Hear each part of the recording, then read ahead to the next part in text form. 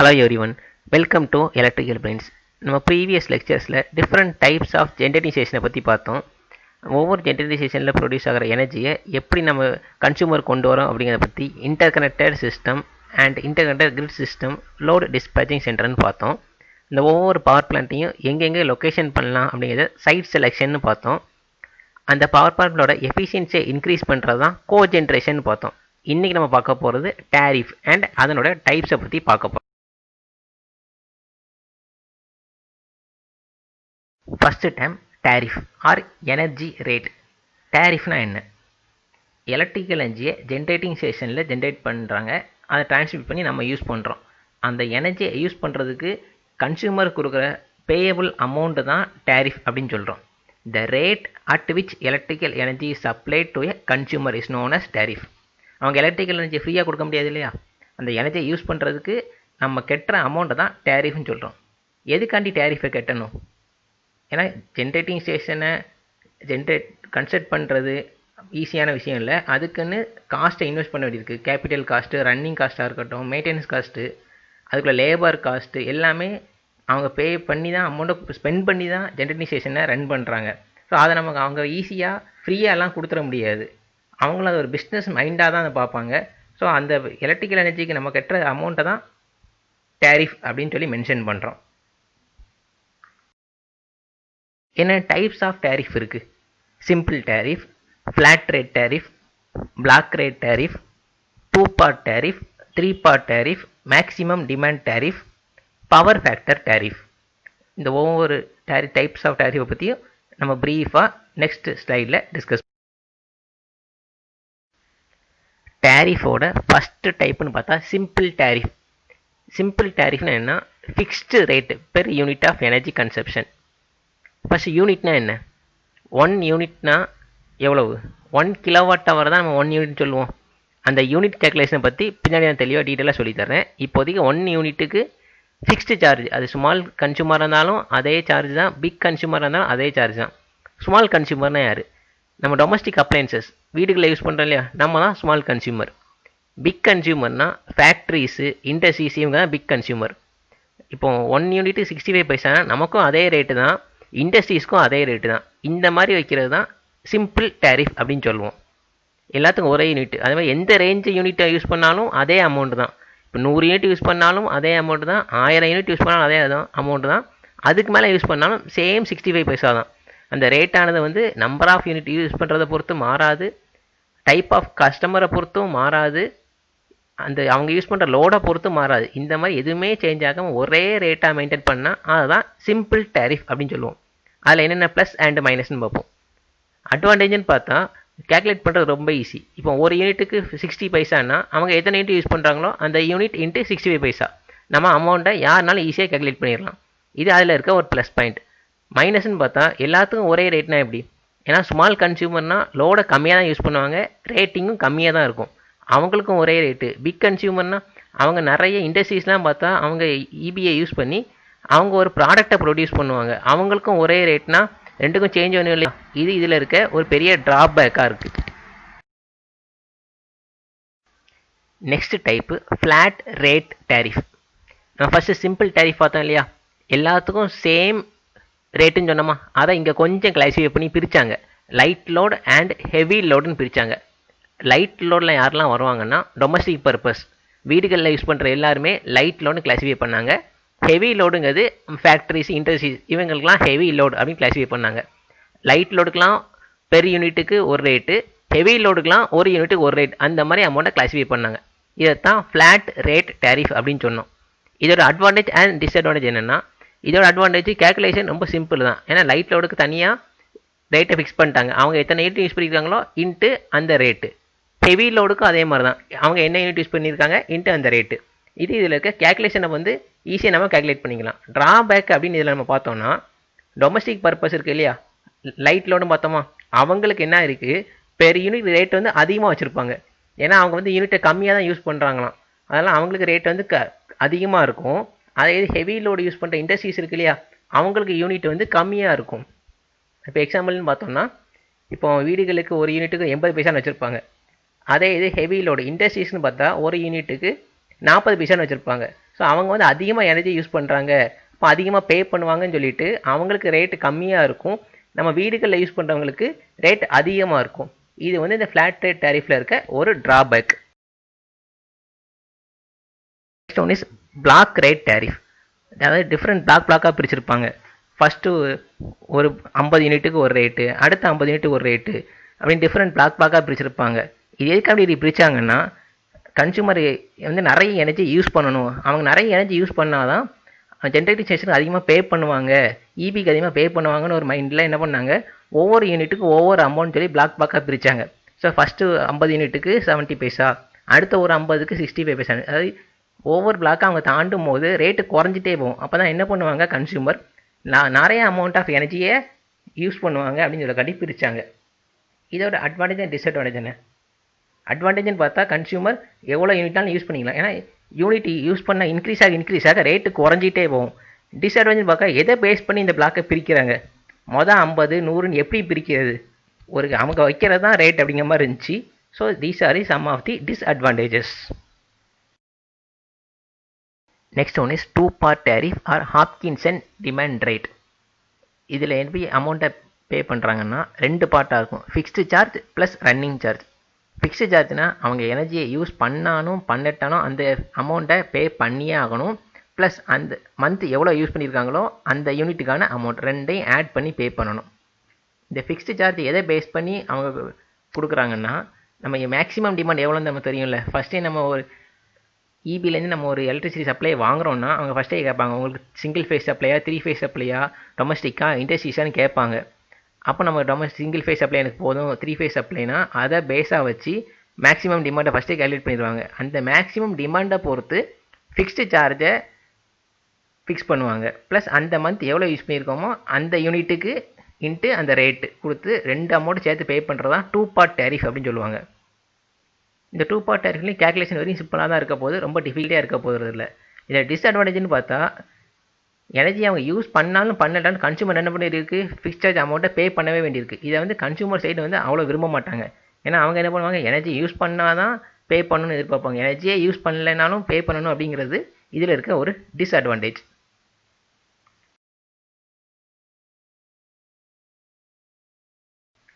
Maximum demand tariff. Maximum demand டேரிஃப்னா என்னென்னா, same two part டேரிஃபை மாதிரி தான், அதுலேருந்து ஒரு சின்ன சேஞ்சஸ் மட்டும் நடக்கும். அங்கே என்ன பார்த்துருப்போம், ஃபிக்ஸ்டு சார்ஜ் ப்ளஸ் ரன்னிங் சார்ஜ்னு பார்த்துருப்போம். இங்கே அதே 2 தான், அந்த ஃபிக்ஸ்டு சார்ஜை மட்டும் இங்கே கொஞ்சம் டிஃப்ரெண்ட்டாக கேல்குலேஷன் பண்ணுவாங்க. என்னென்னா மேக்ஸிமம் டிமாண்டை பொறுத்து கேல்குலேட் பண்ணுவாங்க. இப்போ நம்மளோட மேக்ஸிமம் டிமாண்ட் ஃபஸ்ட்டே சொல்லி தெரிஞ்சிருமா, அந்த மேக்ஸிமம் டிமாண்டை நம்ம எப்போல்லாம் அச்சீவ் பண்ணுறோமோ அதை பொறுத்து அவங்களுக்கு ஃபிக்ஸ்டு ரேட்டு சேஞ்ச் ஆகும். இப்போ ஒரே ஒரு தடவை நம்ம ஃபுல்லோட யூஸ் பண்ணிட்டா மேக்ஸிமம் டிமாண்ட் வரைக்கும் வந்துட்டோம்னா ஒரு மந்தில், இப்போ பர்டிகுலர் ஒரு மந்த்னு எடுத்துக்கோங்க, ஒரு மந்தில் ஒரு 4 வாட்டி மேக்ஸிமம் டிமாண்ட் ரீச் பண்ணியிருக்கோம்னா ஃபிக்ஸ்டு சார்ஜ் சேஞ்ச் ஆகும், ஒரு வாட்டி தான் ரீச் பண்ணியிருக்கோம்னா ஃபிக்ஸ்டு சார்ஜ் சேஞ்ச் ஆகும். இந்த மாதிரி மேக்ஸிமம் டிமாண்ட் எப்போல்லாம் நம்ம ரீச் பண்ணுறோமோ அதை பொறுத்து ஃபிக்ஸ்டு சார்ஜை வந்து சேஞ்ச் பண்ணிகிட்டு இருப்பாங்க. இதுதான் மேக்ஸிமம் டிமாண்ட் டேரிஃபுங்குது. இது வந்து எல்லாத்துக்கும் அது யூஸ் ஆகுமா, இந்த மேக்ஸிமம் டிமாண்ட் எப்படி அவங்க மெஷர் பண்ணுறாங்கன்னா அதுக்குன்னு தனியாக ஒரு மீட்டர் ஒன்று வீட்டில் இன்ஸ்டால் பண்ணிட்டு போவாங்க. இது மோஸ்ட்லி ஸ்மால் கன்சூமர் யூஸ் பண்ண போகிறது இல்லை, ஏன்னா ஸ்மால் கன்சூமர் எப்போதுமே நம்ம மேக்ஸிமம் டிமாண்ட் அச்சீவ் பண்ணவே மாட்டோம். வீட்டில் இருக்க மேக்ஸிமம் டிமாண்டாக ஃபஸ்ட்டு என்ன, வீட்டில் இருக்க எல்லா லோடையும் ஆட் பண்ணி கிடைக்கிறதா மேக்ஸிமம் டிமாண்ட் சொல்லியிருப்போம். நம்ம எப்போதுமே எல்லா லோடையும் ஆன் பண்ண போகிறதே இல்லை, அதோட கம்மியாக தானே ஆன் பண்ணுவோம். ஸோ இது வந்து இண்டஸ்ட்ரீஸ் தான் இந்த மேக்ஸிமம் டிமாண்டு மெஜாரிட்டி யூஸ் ஆகும். ஏன்னா ஸ்மால் கன்சூமருக்கு எப்போதுமே மேக்ஸிமம் டிமாண்டோட கம்மியாக தான் யூஸ் பண்ணுவோம், அங்கே இந்த டேரிஃபை யூஸ் பண்ண போகிறது இல்லை. ஸோ அப்போ மேக்ஸிமம் டிமாண்ட் டேரிஃப்னா என்னது, fixed charge plus running charge தான். அந்த ஃபிக்ஸ்டு சார்ஜை எதை பொறுத்து கிளாஸிஃபை பண்ணுவாங்கன்னா, மேக்ஸிமம் டிமாண்டை எத்தனை வாட்டி அச்சீவ் பண்ணியிருக்காங்க அப்படிங்கிறத பொறுத்து அந்த ஃபிக்ஸ்டு சார்ஜோட ரேட் வந்து சேஞ்ச் ஆகும். ரன்னிங் சார்ஜ் அவங்க எவ்வளோ யூனிட் யூஸ் பண்ணியிருக்காங்களோ அதை பொறுத்து ரன்னிங் சார்ஜை பே பண்ணணும்.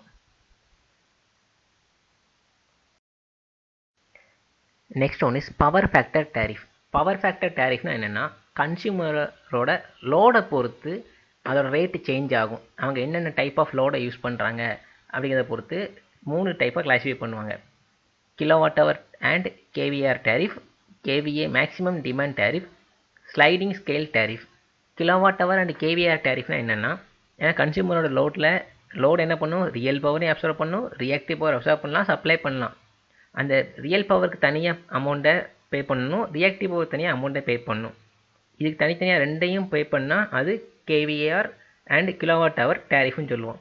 ஏன்னா கன்சூமர் சைடு இருக்க எல்லா லோடுமே ரியல் பவர் மட்டும்தான் சொல்ல முடியாது. ஏன்னா பியூர் ரெசிஸ்டிவ் இருந்தால் மட்டும்தான் ரியல் பவர் கிடைக்கும்.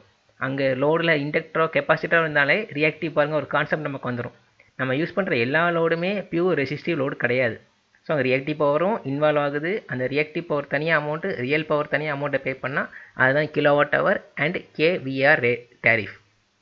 கேவிஏ மேக்ஸிமம் டிமாண்ட் டேரிஃப்னா ஃபிக்ஸ்டு சார்ஜ் பண்ணுவாங்க. அதாவது ரியாக்டிவ் பவருக்கு ஃபிக்ஸ்டு சார்ஜ். இந்த ரேஞ்ச் டு இந்த ரேஞ்சில் வந்து ரியாக்டிவ் பவர் யூஸ் பண்ணால் அதுக்கு ஒரு சார்ஜ். அந்த ரேஞ்சை விட அதிகமாக போனால் அதுக்கு அடுத்தது வேறு ஒரு சார்ஜ். இந்த மாதிரி ரியாக்டிவ் பவருக்குன்னு சார்ஜை ஃபிக்ஸ் பண்ணி நம்ம பே பண்ணால் அதுதான் KVA maximum demand tariff. Sliding scale டேரிஃப்னால் பவர் ஃபேக்டரை பொறுத்து சேஞ்ச் ஆகும். நம்மளோட ரெஃபரன்ஸ் பவர் ஃபேக்டர் என்ன 0.8. அதை விட தாண்டினாலும் நம்ம எக்ஸ்ட்ரா பே பண்ணணும், அதை விட குறைஞ்சாலும் ஃபைன் பே பண்ணணும். ஏன் நம்ம இந்த பவர் ஃபேக்டரை மெயின்டைன் பண்ணணும்? எப்போதுமே வீட்டில் ஈபிலையும் சொல்கிறது கேள்விப்பட்டிருப்பீங்க, பவர் ஃபேக்டரை வந்து மெயின்டைன் பண்ணணும் அப்படின்னு. எதுக்காண்டி பவர் ஃபேக்டரை மெயின்டைன் பண்ணணும்? நம்ம லோடு இண்டக்டிவ் லோடாவோ கெப்பாசிட்டிவ் லோடாவோ ரொம்ப அதிகமாகிருச்சுன்னா நம்மளோட பவர் ஃபேக்டர் சேஞ்ச் ஆகுமா? நமக்கு சேஞ்ச் ஆனால் அது நம்மளோட மட்டும் முடியாது. நமக்கு சப்ளை எங்கேருந்து வருது? நம்ம ஏரியா எண்டில் இருக்க டிரான்ஸ்ஃபார்மர்லேருந்து வரும். அங்கே பவர் ஃபேக்டர் சேஞ்ச் ஆகும். அந்த டிரான்ஸ்ஃபார்மர் சப்ளை எங்கேருந்து வரும்? நியர்பை சப்ஸ்டேஷன்லேருந்து வரும். அங்கேயும் பவர் ஃபேக்டர் சேஞ்ச் ஆகும். ஸோ கம்ப்ளீட்டாக பவர் ஃபேக்டர் சேஞ்ச் ஆச்சுனாலே சப்ளையோட சப்ஸ்டேஷன் வரைக்கும் அஃபெக்ட் ஆகும். ஸோ இதெல்லாம் என்ன பண்ணுவாங்க, பவர் ஃபேக்டர் சேஞ்ச் ஆனாலே நமக்கு ஃபைனை போடுவாங்க. இந்த மாதிரி பவர் ஃபேக்டரை பேஸ் பண்ணி கொடுக்கறது தான் different types of power factor டேரிஃப்னு பார்த்துருப்போம். Next one is 3 part tariff. 3 part டேரிஃப்னால் இங்கே ரேட்டை 3 பார்ட்டாக பிரிப்பாங்க. Fixed charge, maximum demand charge, running சார்ஜ்னு. ஃபிக்ஸ்டு சார்ஜ்னால் அது ஸ்மால் கன்சியூமர், பிக் கன்சியூமர்னால் ஒரு அமௌண்ட் அவங்களே ஃபிக்ஸ் பண்ணிப்பாங்க. அந்த அமௌண்ட்டை அவங்க பே பண்ணி ஆகணும். யூஸ் பண்ணாலும் ஓகே, பண்ணனாலும் ஓகே. மேக்ஸிமம் டிமாண்ட் டேரிஃப்னால் அவங்க எப்போலாம் மேக்ஸிமம் டிமாண்டை ரீச் பண்ணுறாங்களோ அதுக்கு தனியாக அமௌண்ட்டை பே பண்ணணும். ரன்னிங் சார்ஜ்னால் எவ்வளோ யூஸ் பண்ணியிருக்காங்களோ அதை பே பண்ணணும். இதே தான் நம்ம 2 பார்ட் டேரிஃப் உங்களுக்கு பார்த்த மாதிரி இருக்குமா? 2 பார்ட் டேரிஃப்னா என்ன பார்த்துருப்போம்? Fixed charge plus running charge. இந்த 3 பார்ட் டேரிஃபை எங்கேருந்து கொண்டு வந்தாங்கன்னா அந்த 2 பார்ட் டேரிஃபையும் மேக்ஸிமம் டிமாண்ட் டேரிஃபையும் மிக்ஸ் பண்ணிட்டாங்க. 2 பார்ட் டேரிஃப்னா என்ன? Fixed charge, running charge. அதில் ஃபிக்ஸ்டு சார்ஜ் என்ன பண்ணுவாங்கன்னா மேக்ஸிமம் டிமாண்டு ஒரு வாட்டி மேக்ஸிமம் டிமாண்டை ஃபிக்ஸ் பண்ணிட்டாங்கன்னா அந்த மேக்ஸிமம் டிமாண்டை பொறுத்து ஃபிக்ஸ்டு சார்ஜ் அவ்வளோதான். சிங்கிள் ஃபேஸில் ஒன்றா ஃபிக்ஸ் சார்ஜ் ஒரு அமௌண்ட்டு, 3 ஃபேஸில் ஒன்றா ஃபிக்ஸ் சார்ஜ் வேறு ஒரு அமௌண்ட்டாக இருக்கும். அதே மேக்ஸிமம் டிமாண்ட் டேரிஃப்னால் அவங்க ஒவ்வொரு வாட்டியும் எப்போ அந்த மேக்ஸிமம் டிமாண்டை ரீச் பண்ணுறாங்களோ அதை பொறுத்து ஃபிக்ஸ்டு சார்ஜ் சேஞ்ச் ஆகும். இந்த ரெண்டையும் மிக்ஸ் பண்ணி தான் 3 பார்ட் டேரிஃப்னு கொண்டு வந்துட்டாங்க. ஃபிக்ஸ்டு சார்ஜ்னால் ஒரு அமௌண்ட்டு, அதை வந்து கான்ஸ்டண்ட்டாக அது அப்படியே இருக்கும். மேக்ஸிமம் டிமாண்டுனா அவங்க எப்போல்லாம் மேக்ஸிமம் டிமாண்டை ரீச் பண்ணுறாங்களோ அதுக்கு தனியாக ஒரு அமௌண்ட்டு. ரன்னிங் சார்ஜ்னா அந்த பர்டிகுலர் மந்த் எவ்வளோ யூஸ் பண்ணியிருக்காங்களோ அதுக்கு தனியாக அமௌண்ட்டை பே பண்ணணும். இந்த 3ஐயும் சேர்த்து ஆட் பண்ணி கட்டுறது தான் 3 பார்ட் டேரிஃப் அப்படின்னு சொல்லுவாங்க. தமிழ்நாட்டை பொறுத்த வரைக்கும் என்ன மாதிரி டேரிஃப் யூஸ் பண்ணுறாங்கன்னா இதை எல்லாத்தையும் சேர்த்து புதுசாக ஒரு டேரிஃப் கிரியேட் பண்ணியிருப்பாங்க. தனித்தனியாக பார்த்தோமா, ஃப்ளாட் ரேட் டேரிஃப்னு பார்த்தோமா, டொமஸ்டிக் அப்ளையன்சஸ் தனியாக, இண்டஸ்ட்ரீஸ் தனியாக பார்த்தோமா, அதே மாதிரி தான் தமிழ்நாட்டில் டொமஸ்டிக் அப்ளையன்சஸ், அதாவது இண்டஸ்ட்ரீஸ்லாம் தனியாக ஒரு அமௌண்ட்டு, நம்ம வீடுகளுக்கு யூஸ் பண்ணுறது தனியாக ஒரு ஃபிக்ஸ்ட் ரேட் வச்சுருப்பாங்க. அதுலேயும் ஃபிக்ஸ்டு சார்ஜ் ஒன்று ப்ளஸ் ரன்னிங் சார்ஜ். அதே மாதிரி இண்டஸ்ட்ரீஸ்க்கும் ஃபிக்ஸ்டு சார்ஜ், ரன்னிங் சார்ஜ், அதையும் பிளாக்காக பிரிச்சிருப்பாங்க. மொதல் 100 யூனிட் இப்போ ஃப்ரீ, அதுக்காக 100லேருந்து 200 வரைக்கும் ஒரு அமௌண்ட்டு, 200 to 500க்கு இன்னொரு அமௌண்ட்டு, 500க்கு மேலே யூஸ் பண்ணால் அதுக்கு ரேட் அதிகமாகும். அதே மாதிரி தான் இண்டஸ்ட்ரீஸ்க்கும் மொதல் 200 யூனிட்டுக்கு ஒரு ரேட்டு, அடுத்து 200 to 500க்கு இன்னொரு ரேட்டு. ஸோ இங்கே பிளாக் ரேட்டும் வந்துடுது, ஃப்ளாட் டேரிஃபும் வந்துடுது, 2 பார்ட்டும் வந்துடுதா. எல்லாத்தையும் மிக்ஸ் பண்ணி தமிழ்நாட்டில் ஒரு டேரிஃபை ஃபாலோ பண்ணிகிட்டு இருக்காங்க. Unit calculation. நம்ம இவ்வளோ நேரம் ஒவ்வொரு யூனிட்னு பேசணுமா, அந்த யூனிட் எப்படி கேல்குலேட் பண்ணலாம்? நம்ம வீடுகளில் பார்த்துருப்ப எனர்ஜி மீட்டர்லாம் ஒவ்வொரு ரீடிங் இருக்குமா, அதை எப்படி நம்ம அதை வச்சு நம்ம தெரிஞ்சுக்கிறது? நம்ம ஒவ்வொரு மந்த்தும் 200 யூனிட் யூஸ் பண்ணியிருக்கோம், 300 யூனிட் யூஸ் பண்ணியிருக்கோம்னு கேள்விப்பட்டிருப்பேன். அதை எப்படி கேல்குலேட் பண்ணுறாங்க அப்படிங்கிறத யூனிட் கேல்குலேஷனுங்கிறது. இப்போ எக்ஸாம்பிள் நான் ஒன்று எடுத்திருக்கேன், லைட்டு, ஃபேனு, டிவி, இந்த 3 மட்டும் நான் லோடாக அசியூம் பண்ணியிருக்கேன். நீயும் வீட்டில் என்னென்ன இருக்குங்கிறத பற்றி நீ கேல்குலேட் பண்ணி பார்க்கலாம். லைட்டு வந்து 40 வாட்டு எடுத்திருக்கேன், ஃபேன் 60 வாட்டு, டிவி 50 வாட்டு. இதே மாதிரி ஒவ்வொன்றுக்கும் ஒவ்வொரு எலக்ட்ரிக்கல் அப்ளையன்சஸும் ஒரு பர்டிகுலர் எனர்ஜி ரேட்டிங் இருக்கும். அதை வச்சு நம்மளே கேல்குலேட் பண்ணிக்கலாம். இப்போ டெய்லி யூசேஜ், நான் லைட்டை பொறுத்த வரைக்கும் ஒரு 9 ஹவர் யூஸ் பண்ணுறேன், ஃபேன் ஒரு 10 ஹவர் யூஸ் பண்ணுறேன், டிவி ஒரு 5 ஹவர் யூஸ் பண்ணுறேன்னு வச்சுக்குவோம். ஒரு நாளைக்கு இப்போ லைட்டுன்னு எடுத்துக்குவோம். லைட்டை வந்து ஒரு நாளைக்கு 9 ஹவர் யூஸ் பண்ணால் 1 மந்த்துக்கு எவ்வளோ யூஸ் பண்ணுறோன்னு பாரு. லைட் லோடு எடுத்துக்க, ஒரு நாளைக்கு 9 ஹவர். அப்போ ஒரு மந்த்துக்கு பார்த்தா 30 டேஸா, 9 × 30, இப்போ 270 ஹவர்ஸ். ஓகேவா? மந்த்லி 270 ஹவர்ஸ் யூஸ் பண்ணுறோம். ஒரு லைட்டோட ரேட்டிங் 40. அப்போ 40 × 270 10,800 வரும். இதுதான் லைட் லோடோட டோட்டல் வாட்டேஜ். அதே மாதிரி ஃபேனுக்கு எடுத்துக்க, ஃபேனோட ரேட்டிங் என்னது 60 வாட்டா. ஒரு நாளைக்கு ஃபேனை 10 மணி நேரம் யூஸ் பண்ணுற. இப்போ ஒரு மந்த்துக்கு பார்த்தா 300 மணி நேரம் வருமா? அப்போ 300 × ஃபேனோட ரேட்டிங் 60, 18,000 வாட்ஸு. இதே மாதிரி டிவிக்கு இந்த மாதிரி மூணையும் கேல்குலேட் பண்ணால் உன் வீட்டில் என்னென்ன எலக்ட்ரிக்கல் எக்யூப்மெண்ட்ஸ் இருக்கோ எல்லாத்தையும் ரேட்டிங் எடுத்துக்க, ஒரு நாளைக்கு எவ்வளோ யூஸ் பண்ணுறேன்னு பாரு. அதுலேருந்து டோட்டல் வாட்டேஜ் கிடச்சிருமா? இப்போ எல்லா வாட்டையும் ஆட் பண்ணால் ஒரு ரேட்டிங் கிடைக்குமா? இதுதான் கம்ப்ளீட்டாக ஒரு மந்த்துக்கு நீ யூஸ் பண்ணுற டோட்டல் எலக்ட்ரிக்கல் வாட்ஸ் யூனிட்னு சொல்லுவோம். டோட்டல் வாட் தெரிஞ்சு போச்சா? இதுலேருந்து எப்படி யூனிட்டாக கன்வெர்ட் பண்ணுறது? டிவைட் பை 100ன்னு கொடுத்தா உனக்கு யூனிட் கிடச்சிரும். ஏன்னா 1 யூனிட்டுக்கு என்னது 1 கிலோவாட் ஹவர் தான் 1 யூனிட் சொல்லுவோம். ஸோ 1 கிலோவாட்டுங்கிறது 1000மா? ஸோ டோட்டல் வாட்டை 1000ஆல் டிவைட் பண்ணிட்டா உனக்கு எவ்வளோ யூனிட் அப்படிங்கிறது கிடச்சிரும். இதுதான் யூனிட் எப்படி கேல்குலேட் பண்ணணும் அப்படிங்கிறது. பர்டிகுலர் லோடோட வாட்டை எடுத்துக்க, ஒரு நாளைக்கு எவ்வளோ யூஸ் பண்ணுறேன்னு பாரு. அது அப்போ 1 மந்த்துக்கு எத்தனை ஹவர்ஸ்ன்னு பாரு. அத்தனை ஹவர் இன்ட்டு அந்த எக்யூப்மெண்ட்டோட ரேட்டிங். ஸோ டோட்டல் வாட்டேஜ் கிடச்சிரும். அதே மாதிரி ஒவ்வொரு எக்யூப்மெண்ட்ஸும் ஃபுல்லாக ஆட் பண்ணால் டோட்டல் லோடோட ரேட்டிங் கிடச்சிரும்.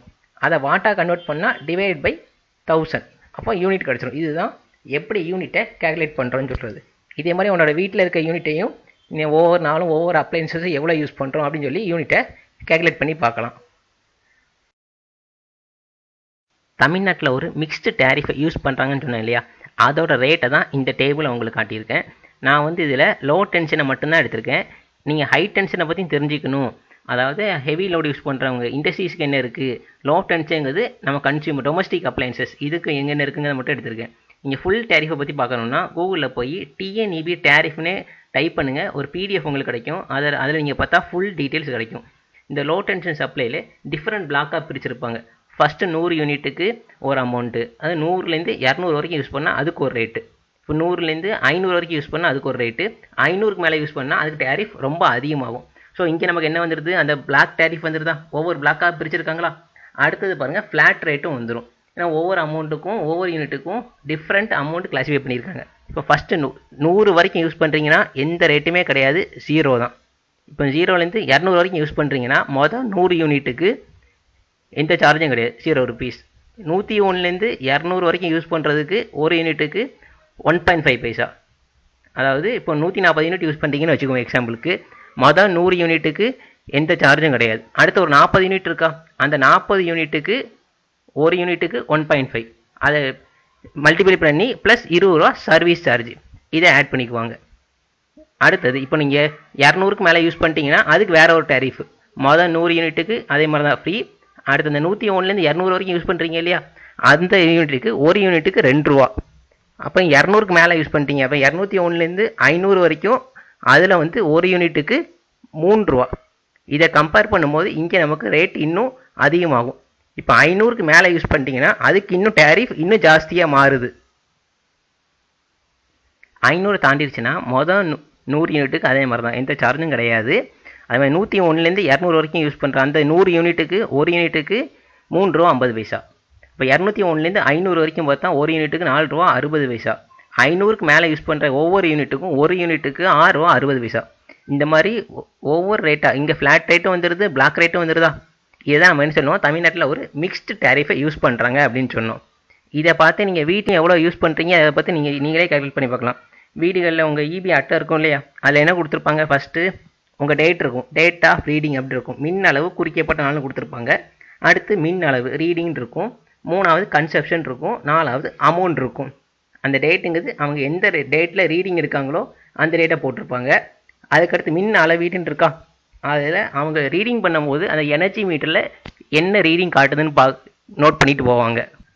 வீடுகளில் யூஸ் பண்ணுற எனர்ஜி மீட்டரில் 3 ரீடிங் காட்டும், பார்த்துருப்பியா. ஃபஸ்ட்டு வந்து டேட்டை காட்டும், அன்றைக்கோட டேட்டு, அதுக்கப்புறம் டைமு, அதுக்கடுத்து எவ்வளோ யூனிட் யூஸ் பண்ணிக்கலாம் 3 அப்படியே ரொட்டேட் ஆகி ஒன்றா டிஸ்பிளே ஆகிட்டே இருக்கும். நீங்கள் வீட்டிலே ஒரு எனர்ஜி மீட்டரில் போய் செக் பண்ணி பார்க்கலாம்.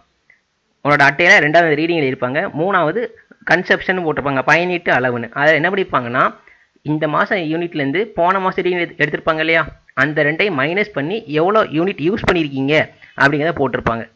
அந்த யூனிட்டு தான் இந்த கேல்குலேஷனை பண்ணுவாங்க. ஸோ 100 வரைக்கும் யூஸ் பண்ணால் எந்த சார்ஜும் கிடையாது, 200 வரைக்கும் யூஸ் பண்ணால் மொதல் 100க்கு எதுவும் கிடையாது, அதுக்கடுத்த 100க்கு ஒரு யூனிட்டுக்கு ₹1.50. 500 வரை யூஸ் பண்ணால் ஃபஸ்ட் 100க்கு எதுவும் கிடையாது, 101லேருந்து 200 வரைக்கும் ₹2, 201லேருந்து 500 வரைக்கும் ஒரு யூனிட்டுக்கு ₹3. இந்த மாதிரி வச்சு தான் நம்மளோட தமிழ்நாட்டில் டேரிஃபை கேல்குலேட் பண்ணி நமக்கு அமௌண்ட்டை ஃபிக்ஸ் பண்ணிகிட்டு இருக்காங்க. இது கூட ஃபிக்ஸ்டு சார்ஜின்னு இருக்கா, இந்த ஃபிக்ஸ்டு சார்ஜுங்கிறது ஒவ்வொரு ரேட்டிங்கை பொறுத்து மாறிட்டே இருக்கும். இதில் பாருங்கள், 200 வரைக்கும் யூஸ் பண்ணால் ₹20, 500 வரைக்கும் யூஸ் பண்ணால் ₹30, 500க்கு மேலே யூஸ் பண்ணால் ₹50 மாறுது. இந்த மாதிரி சர்வீஸ் சார்ஜும் ஃபிக்ஸ்டு சார்ஜுன்னு சொல்லியிருப்போம். இங்கே நமக்கு என்ன வந்தது, அப்போ 2 பார்ட் டேரிஃப்னு வந்துருதா. இந்த டேரிஃப் தான் தமிழ்நாட்டில் யூஸ் பண்ணிகிட்டு இருக்காங்க. லெக்சரோட எண்டுக்கு வந்துட்டோம்.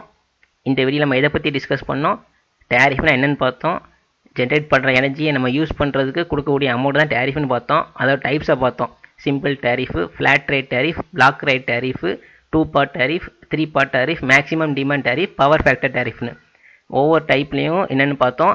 அதுக்கு என்னென்ன ப்ளஸ் மைனஸ் இருக்குன்னு பார்த்தோம். தமிழ்நாட்டில் என்ன டேரிஃபை யூஸ் பண்ணுறாங்கன்னு பார்த்தோம். யூனிட்டை எப்படி கேல்குலேட் பண்ணுறதுங்க பற்றி பார்த்துருக்கோம். இதை பற்றி ஃபர்தராக எதுவும் டவுட் இருக்குன்னா கேளுங்க, நம்ம டிஸ்கஸ் பண்ணலாம். தேங்க்யூ.